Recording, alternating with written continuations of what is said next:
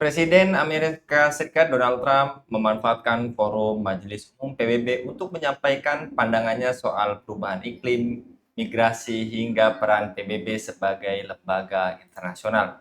Dalam pidatonya yang berdurasi hampir 1 jam, Trump juga menyebut gagasan perubahan iklim yang disebabkan oleh manusia sebagai penipuan terbesar sepanjang masa. Ia juga mengatakan bahwa energi terbarukan merupakan sebuah lelucon. Mengapa Trump menolak sains iklim meski konsensus ilmiah sudah jelas dan luas diterima?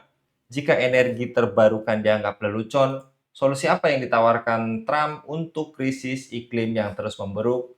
Dan bagaimana Trump bisa menuduh negara lain soal polusi sementara Amerika tetap menjadi salah satu pencemar terbesar di dunia? Untuk membaca kami terhubung dengan analis senior PKD Bung Fajar Kurniawan. Kita sapa terlebih dahulu. Assalamualaikum warahmatullahi wabarakatuh, Bung Fajar. Waalaikumsalam warahmatullahi wabarakatuh.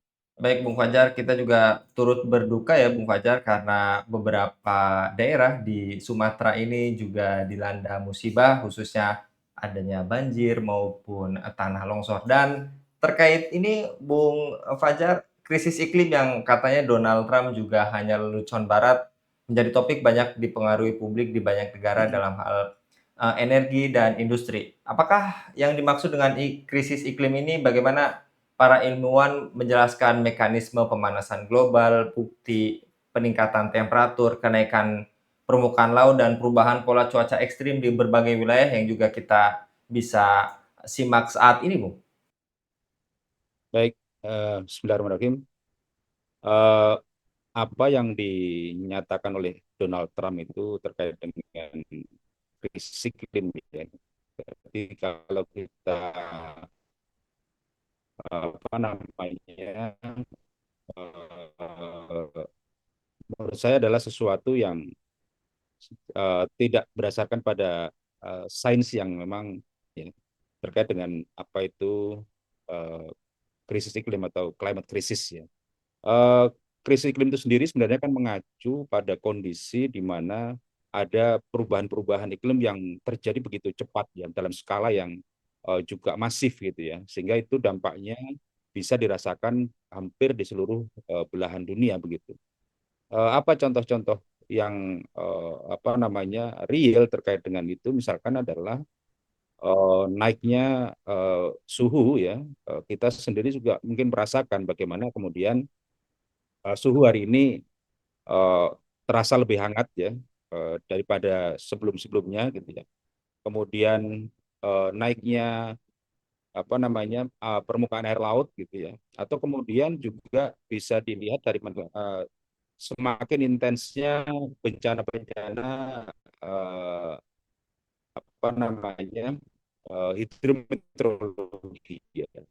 Ya, banjir ya, longsor ya, kemudian kekeringan, kebakaran hutan dan lahan dan bencana-bencana itu sedang terjadi di berbagai belahan daerah ya di wilayah-wilayah di Indonesia, mulai dari Sumatera Utara, kemudian apa namanya di Sumatera Barat ya, dan juga di tempat-tempat yang lain.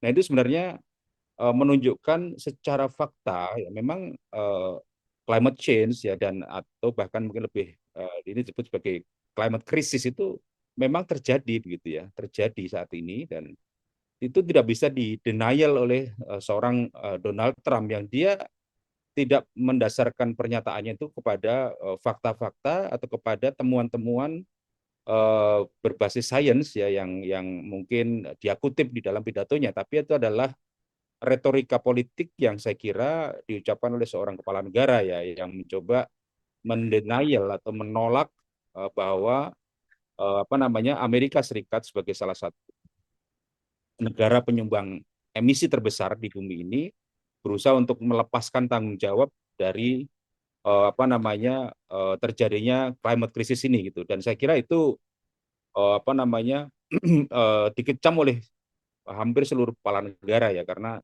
apa namanya ada denial tadi dari Donald Trump ya. Karena apa? Karena secara faktual saya kira jelas ya ada ribuan hasil riset ya baik yang dilakukan oleh lembaga-lembaga global ya bahkan di Indonesia sendiri pun seperti temuan atau riset BMKG, ya, kemudian BRIN, Bappenas, dan lembaga-lembaga penelitian termasuk kampus, saya kira semua sepakat bahwa hari ini, saat ini bencana karena iklim ini semakin meningkat eskalasinya itu, dan itu fakta-faktanya juga jelas. Jadi saya kira ucapan Donald Trump itu adalah ucapan yang tidak didasarkan kepada apa yang terjadi atau fakta yang terjadi di lapangan. Saya kira gitu, Bung Anggi.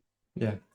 Jadi Donald Trump yang menyebut perubahan iklim disebabkan oleh manusia sebagai penipuan terbesar sepanjang masa itu hanyalah hoax klaim ini, Bung.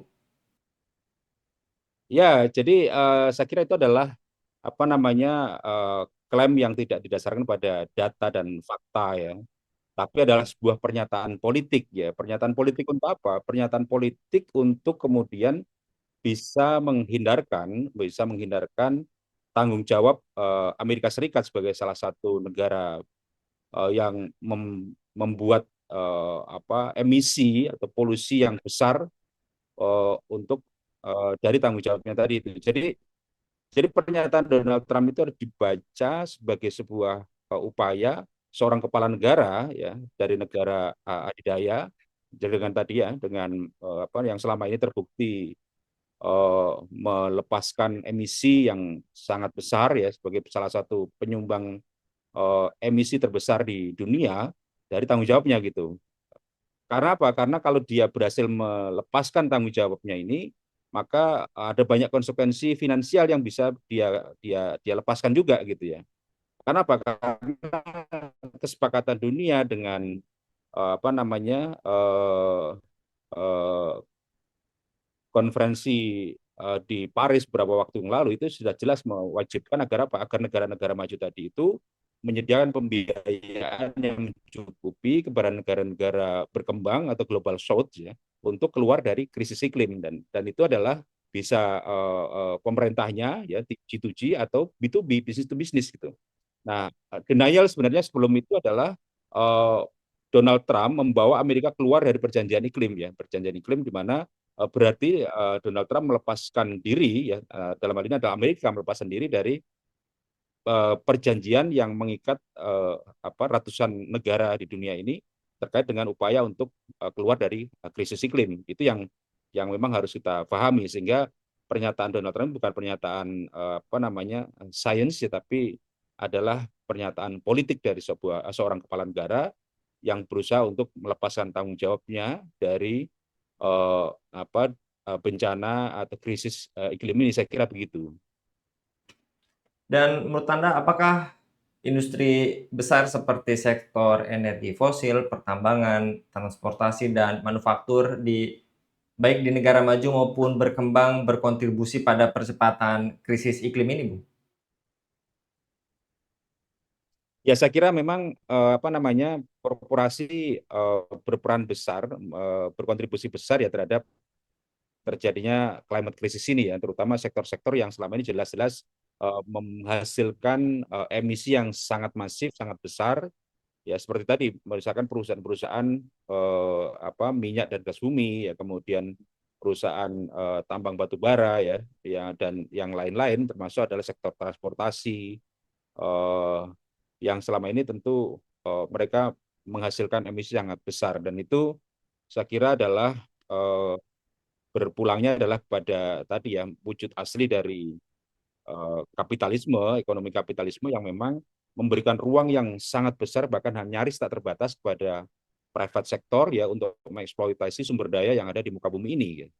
Dan tentu kalau semua itu tidak diatur, ya, dengan sebaik-baiknya, maka yang terjadi adalah tentu sebuah kerusakan, ya, sebagaimana firman Allah Subhanahu wa taala yang menyatakan bahwa dhaharal fasadu fil bari wal bahri bima kasabat aydin nas, ya, bahwa telah nyata, telah tampak kerusakan di muka bumi ini dan di darat maupun di laut karena perbuatan manusia itu sendiri, ya. Dan ini saya kira krisis iklim ini adalah peringatan dari Allah Subhanahu wa taala, ya, kepada kita agar bagaimana kemudian kita lebih bijak, ya, di dalam mendayagunakan apa-apa yang telah dikaruniakan Allah ini dengan sebaik-baiknya, bukan justru membuat kerusakan dengan eksploitasi secara besar-besaran, tanpa memperhatikan dampaknya kepada lingkungan dan sosial ya. Tapi hendaknya kalaupun dieksploitasi maka harus dipertimbangkan tadi kemampuan bumi ini untuk kemudian dia menyembuhkan dirinya sendiri ya. Karena sebenarnya apa? Sebenarnya Allah menganugerahkan bumi ini dengan kemampuan untuk menyembuhkan dirinya sendiri gitu. Kalau kita mengeksploitasi hutan ya dengan apa namanya dengan eksploitasi yang katakanlah mungkin sewajarnya gitu, maka hutan akan punya kemampuan untuk dia meregenerasi dirinya sendiri begitu ya. Tapi kalau eksploitasi itu sudah sedemikian masif ya, bahkan hampir tak terkendali, maka bumi itu tidak punya kemampuan lagi untuk meregenerasi dirinya sendiri ya, sehingga yang terjadi adalah bencana demi bencana tadi itu. Sehingga climate crisis ini sebenarnya kalau ditarik lagi, siapakah penyebabnya? Ya penyebabnya adalah manusia sendiri sebenarnya.